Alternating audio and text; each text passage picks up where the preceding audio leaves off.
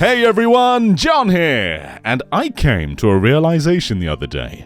Nintendo Switch Online, this block of red squares, is actually really good now. The variety of games and variety of platforms and the amount of stuff I'd actually want to play online is actually pretty robust now. But before we start talking about these games, have you ever fantasized about coming home to a homemade meal from Steve Bowling? Well, I think it would look a bit like this. This video is sponsored by HelloFresh. It's a new year, and if you're like me, that means some new goals. This year, my resolution is to eat better, but whether you're trying to save yourself some money or reduce your stress, HelloFresh can help with all three. HelloFresh is America's #1 meal kit, and for good reason. Their fresh ingredients and chef-crafted recipes are reasonably priced and delivered right to your door. HelloFresh takes the guesswork out of dinner for me, and the fact that I'm no longer buying more ingredients than I need saves me tons of money on grocery shopping. HelloFresh's wide selection also means I'm no longer stuck with the same handful of recipes I know. I can stay on track with my goals by choosing from over 30 Calorie Smart or Protein Smart recipes each week. Everything arrives fresh and pre-portioned. It's great. Thanks to HelloFresh's quick, convenient recipes, I'm already well on my way to achieving my resolution. I just choose my recipe, select a delivery date, and HelloFresh handles the meal planning and shopping. All I have to do is open my box and cook. Click the link in the description or use my code POGGVGFREE to get free breakfast for life. One breakfast item per box while your subscription is active. Thanks again to HelloFresh for sponsoring this video. And now, right back to it. So, I think Switch Online is actually quite good now, but the road to it becoming good has been a bit of a bumpy one. I'm not sure if you guys remember, but when the Switch first launched, we didn't have any services. It just came out, and NSO was in a free trial period, which basically meant online was free, but there were no bells and whistles, there was no retro games, there was nothing else to do apart from play Mario Kart 8 Deluxe without paying a fee. And then next year, in 2018, NSO officially launched, which meant we were paying for online, but also NES games were there, which was weird because they promised Super Nintendo games as well, but it was just like 20 NES games, and that was kind of it. And yet the service was okay, like the actual emulation was way ahead of Wii U, which if you remember was a very dark mess with bad input lag and just not extremely nice to play. So the actual NES quality was good, but we were expecting more than NES games. So 1 year later, we got Super Nintendo games, and it just kind of felt like a slow crawl to getting back to where we used to be. Because the Wii U and Wii had NES and Super Nintendo and N64 and Mega Drive and TurboGrafx, and getting back to that point definitely took the Switch a long time. Some may even argue we're not quite at that point yet, but what we have right now is pretty good. In 2021, we finally got N64 and Mega Drive, and in 2023, we got Game Boy and Game Boy Advance, and those two in particular are very interesting. But let's just focus on the overall package. So, for a year, Nintendo Switch Online costs you £17.99. For the expansion pass, it's £34.99. But personally, I don't pay either of those. For an entire year of the expansion pass, I pay £7.49. And the way I do that is because I buy the family plan, which costs, this is a lot of just prices being yelled out at you, £59.99, but it works for 8 different people. So every single year, I'm like the mafia. I go around people's doors, knocking, saying, hey, where's my £7.49? I do this for 7 people every year. So basically, if you know 8 people, or even if you know like 4 people or 3 people, you can divide the cost of NSO with them, and suddenly it becomes way cheaper than just the yearly cost. In fact, even if there's just 2 of you, it's £60 a year for the family pack, but it's £35 a year for just the individual membership. So if you just have one friend, you can split the cost of NSO with them, and it'll be cheaper. But if you've got 8, it becomes next to nothing. In fact, to put it in perspective, on Wii U, N64 games, they cost £8.99. So, me paying £7.49 for the entire year of NSO is less than just buying one N64 game. So, it really is an extremely cheap service if you allow it to be. So, from my perspective, the cost of this, of course it differs from person to person, but it becomes diddly squat And of course, we also have Tetris 99, one of my favorite games on the entire system, technically included in NSO. Same for F-Zero 99, a game I also love. We have Lost Mario 35 and Pac-Man 99 along the way, but they were also at one point part of the NSO bundle. And of course, with the expansion pass, you also get the Animal Crossing DLC and the Mario Kart DLC. So the overall value per pound, especially if you're doing the family pack, is pretty promising. But I don't want to focus on that stuff right now. We're done with value. I want to talk about games. Does NSO have good games now? And yeah, there's definitely still more games to get. Like, the service isn't done by any means. But compared to the past, we're actually getting to a point where the game library is better than what we've had previously in many instances. Now, one thing to take into account is many third parties who were big proponents of the Wii and Wii U Virtual Console, they have gone and made their own bundles now. So like Mega Man, with the Legacy collections, with the main series, and X, and Zero and ZX, and Battle Network, all those games were previously on the Wii and Wii U Virtual Consoles. In fact, Wii U had 70 GBA games, and 15 of those GBA games were Mega Man. In fact, 6 of the NES games offered on Wii U were Mega Man. 4 of the Super Nintendo games offered on Wii U were Mega Man. So, if we were to look at the overall selection of games available, Wii U had 300 games. Right now, NSO has 231 games, so there are around 69 fewer games currently on the Switch offering.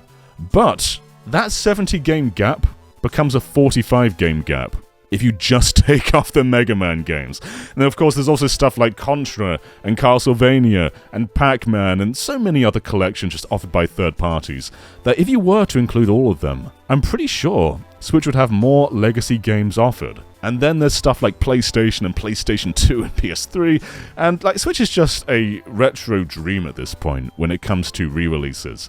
But let's just focus on what Nintendo is offering us via NSO. So, just a few more comparisons. In Europe, at the very least, on Wii U, there were 89 NES games. There's fewer on Switch. Switch only has 69.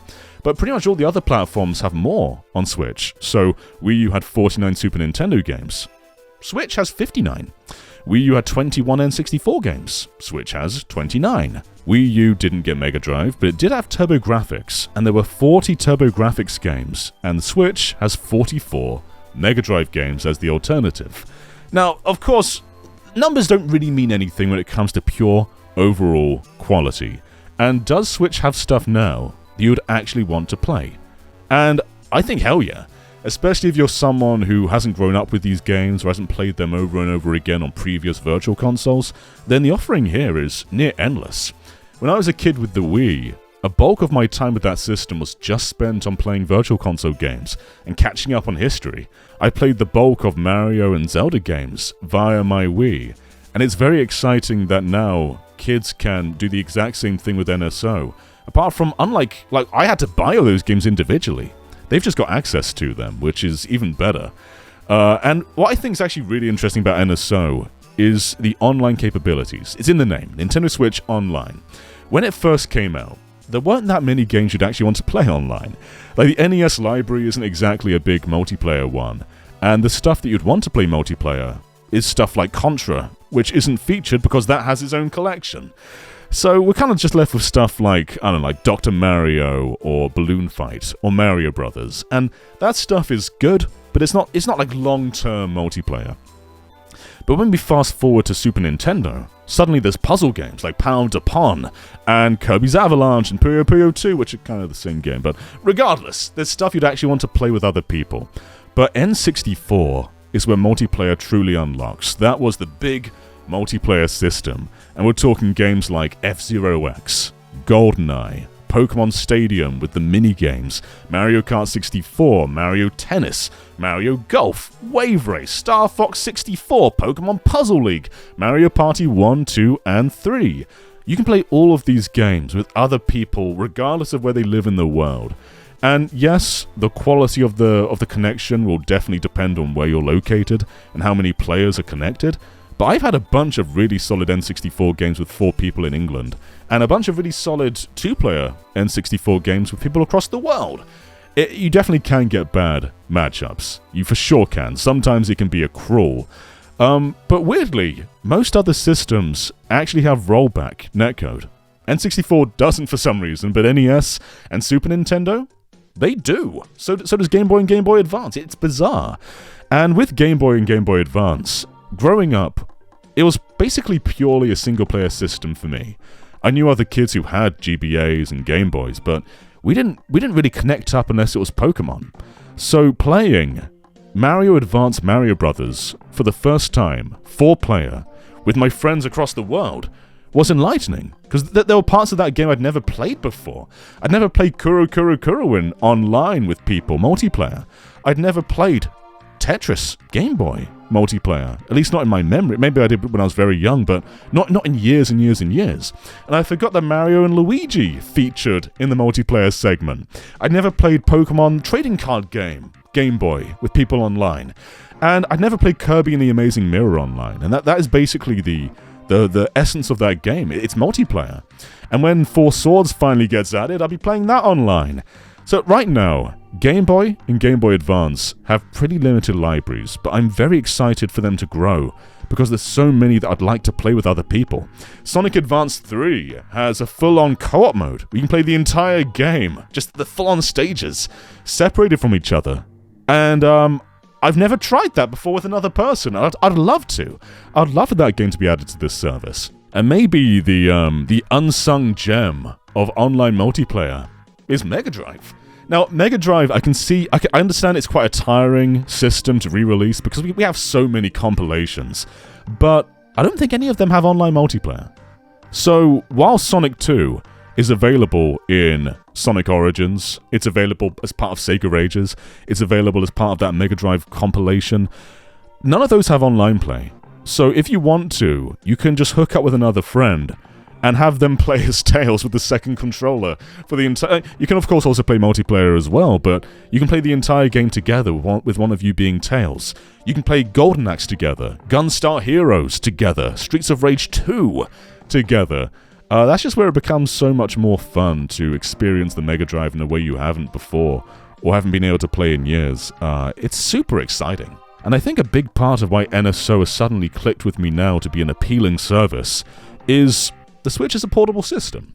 3DS had its Virtual Console with NES and Super Nintendo if you had the new 3DS and Game Boy, but it was pretty limited. Whereas now, we can play N64 games wherever we want to. And it's just so cool. Like, if you're at like a train station or something, and you just want a quick game to play, you can boot up the Super Nintendo app and play Pound Upon. Or you can boot up the N64 app and play Pokemon Puzzle League. There's a lot of Pound Upon diversity now.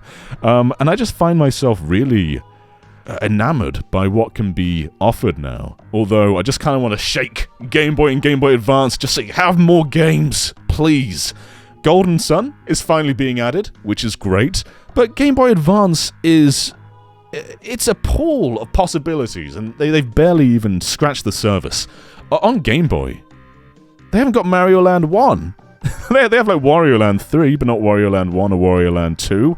They've got Game & Watch Gallery 3, but not 1 and 2, or Game Boy Gallery. Like, it's odd. There's odd gaps, and I think we are probably going to be screaming about those gaps well into the successor, which will carry all this stuff over, no doubt, and drip feed them all over the course of that life cycle.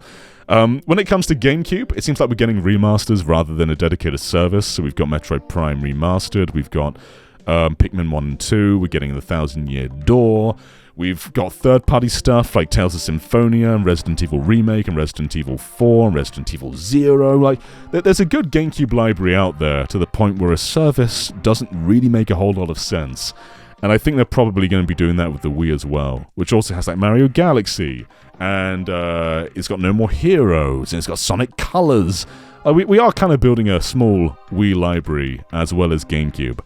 But NSO in and of itself, I think it's in a great place now. There's a lot of gems to discover and play. Let me just shout out some names for you. If you've not played Gunstar Heroes before, drop what you're doing now and play. If you've not played Phantasy Star 4 before, stop what you're doing and play. If you've not played Sin and Punishment before, stop what you're doing and play. If you've not played the Mario Advance multiplayer, doesn't matter which one it is, Yoshi's Island, Mario World, Mario 3, stop what you're doing and play. If you've not played the e-reader levels in Super Mario Advance 4, Super Mario Bros. 3, you can do that right now because they're just included in the ROM like they were on Wii U. If you've not played Kuru Kuru Kurin before, stop what you're doing now and play. And that's kind of the thing. With Wii U and Wii and 3DS, you had to buy everything. And I am not going to argue ownership versus service, because of course I'm on the side of owning things. I'm a big collector. But it is cool that you can just say, hey, go and play it. And people can. Like, there's no longer this barrier to having to buy all this stuff because you just have it all with the service. And suddenly Golden Sun, which I imagine very few people would have bought, can now try. When you looked at the charts on Wii U, it was always like Super Mario Bros., Super Mario 64, Ocarina of Time. It was never Kuru Kuru Kuruin. It was Earthbound, because Earthbound was more of a big deal then, because given it was like that was the first official re-release of Earthbound and Earthbound Beginnings. But it was always the basic stuff. It was always the Marios and the Zeldas, and on 3DS it was always the Pokemons. But now all these other games have a chance to actually be in your library. I'm not saying that not everybody bought these games. Of course, some people did go deep into Virtual Console. But your average person just viewed it as a Mario machine. And it can be more than that, if you give yourself the opportunity to allow it to be. Because we have so much offered now. NSO has come a long way. If you've not booted up these apps since it came out and you're of the opinion that they're all bad, I think revisit. Just spend an afternoon digging through some of these games, finding a new favorite. Try Gargoyle's Quest. It's really good. I discovered that for the first time through NSO. I'd never played that game before. But I decided one afternoon to give it a go, and I adore it, turns out. There are definitely still games to add. For some reason, I don't know why, but Urban Champion isn't on the NES app. It's odd, because they used to love that game. It's part of the Arcade Archive series, which in itself is another part of Legacy, with all these arcade games finally being available on a console, but it's not part of the service. One thing that is very underrated, though, and you might have seen this at the beginning, let me get back onto my folder. I basically have duplicates of every system on here. And the reason for that is because I have the Japanese counterparts. And this is something you couldn't do on previous systems. On Wii and Wii U, if you had a European console, you got the European games. And in many cases, they were 50 Hz. Whereas thankfully, they're all 60 Hz now. Although in N64, you can still choose the 50 Hz versions, giving you more languages, which is cool. But the reason I have the Japanese versions is because a lot of these games have differences, especially the Famicom ones. On the Famicom version, you get access to the Famicom Disk System version of many of these games. So with Zelda, suddenly you get a different soundtrack to what you're used to on NES, because it's using the other audio channel the Famicom Disk System offered. Take a listen.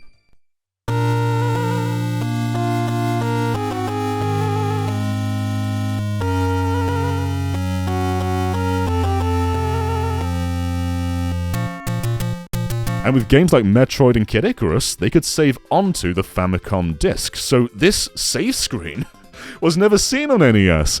And there's also a bunch of gameplay changes and visual changes. It's just neat being able to experience the Japanese versions and see all the Japanese box arts. That's the coolest part.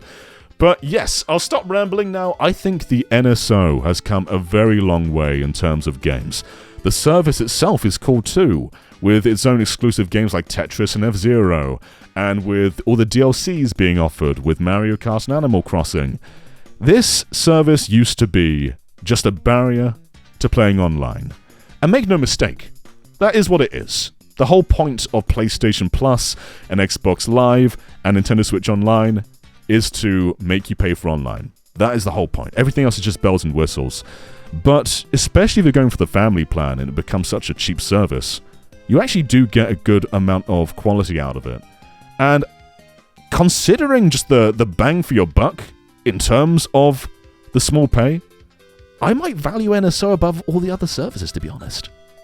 I'm not saying that you get more than you do out of Game Pass, but especially for the amount that I'm paying, I feel like there's more stuff that I'd actually want to just play idly. There's stuff that I just want to boot up on a whim here. and I'm more excited for the future of where the library is going to grow. Like playing Super Smash Bros. 64 online. That's going to be so cool.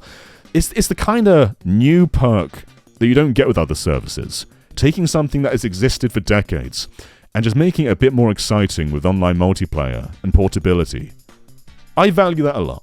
So, disagree with me if you want to. You can say NSO still sucks. Maybe you don't like the games that are offered.